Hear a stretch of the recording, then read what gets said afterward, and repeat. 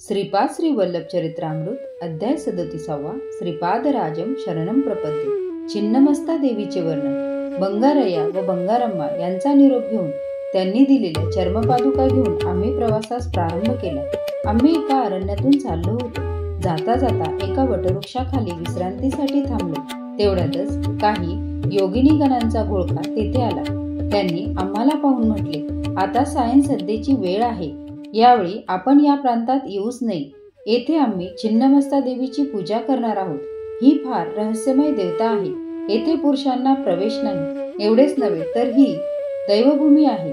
येथे आलेला कोणीही जिवंत बाहेर पडत नाही। हे ऐकून आमच्या पायाखालची जमीन सरकत असल्याचा भास झाला।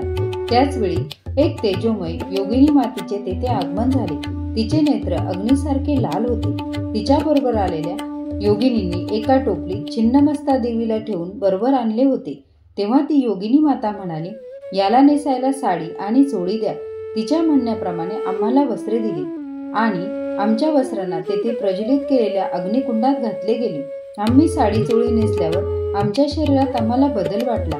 आमचे पुरुषत्व नष्ट होऊ लागले। पुरुष पुष्ट झाले। सारे पुरुषत्व नष्ट होऊन स्त्रीरूप प्राप्त झाले। आमचे नाव नवीन प्रकारे ठेवण्यात आले।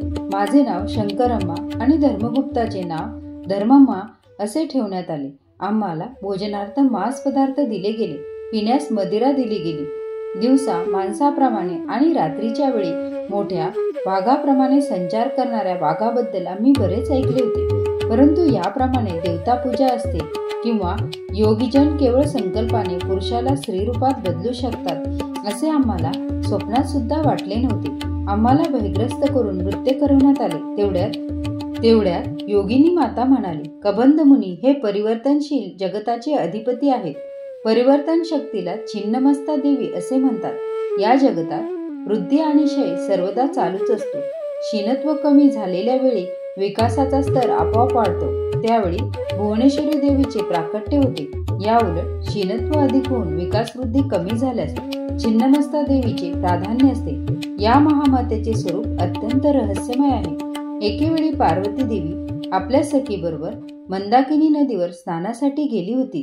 स्नान झाल्यावर दोन्ही सखींना खूप भूक लागली। त्यावेळी त्या कृष्णवर्ण झाल्या। भोजनाची याचना केली। तेव्हा पार्वती देवीने थोडे थांबण्यास सांगण्यात आले। थोडा वेळ झाल्यावर सखीने पुन्हा एकदा जेवणाची मागणी केली। त्यावेळी सुद्धा तिला थोडे थांबण्यास सांगण्यात आले। असे अनेक वेळा झाले। तेव्हा मात्र पार्वती देवीने आपल्या खड्गाने मस्तक तोडून टाकले। त्यावेळी कंठातून रक्ताच्या 3 धारा वाहू लागल्या। 2 धारा तिने 2 सखींना पिण्यास दिल्या आणि एका धारेचे स्वतः प्राशन केले। मस्तक छेदन केल्यामुळे तिला छिन्नमस्ता म्हणतात। अर्धरात्री केलेली छिन्नमस्ता देवीची उपासना फार चांगले फळ देते।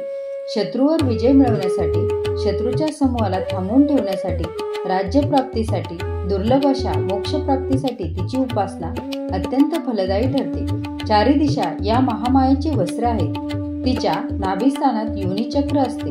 कृष्ण म्हणजे तामस गुण आणि रक्तवर्ण म्हणजे राजस गुण। या दोन्ही गुणांनी युक्त अशा सखी तिच्याबरोबर सतत असतात। तिने आपले शिर खंडन केले तरी सुद्धा ती सजीवच राहिली। याचा योग भाषेत असा अर्थ होतो की ती पूर्णपणे अंतर्मुखत्वाचे प्रतीक आहे।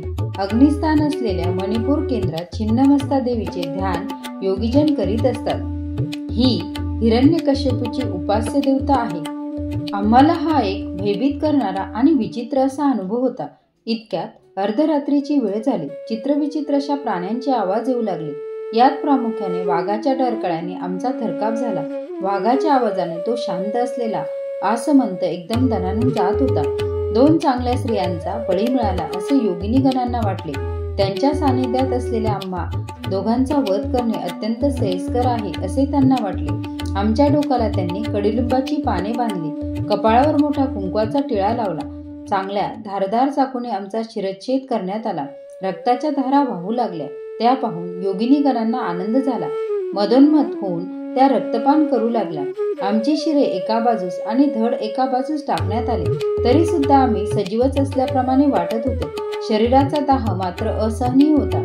त्या योगिनी गणांच्या क्रूर आणि अत्यंत हीन अशा क्षुद्रविद्येला आम्ही बळी पडलो होतो।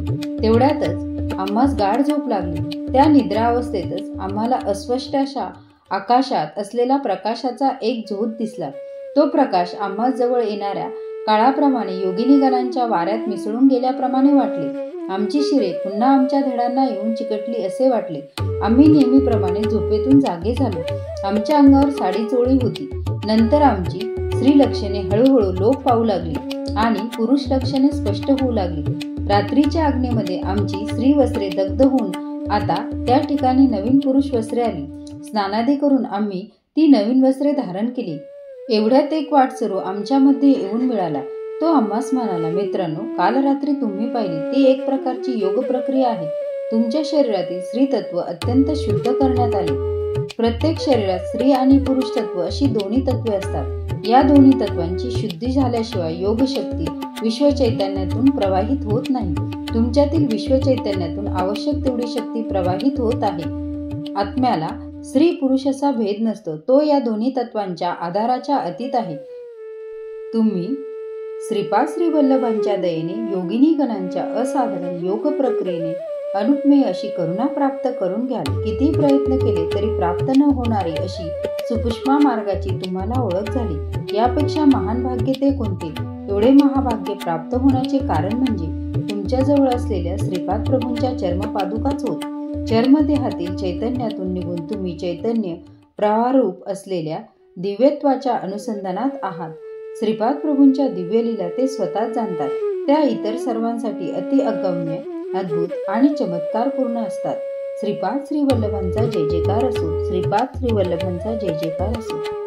फलश्रुती जीवनात स्थैर्य.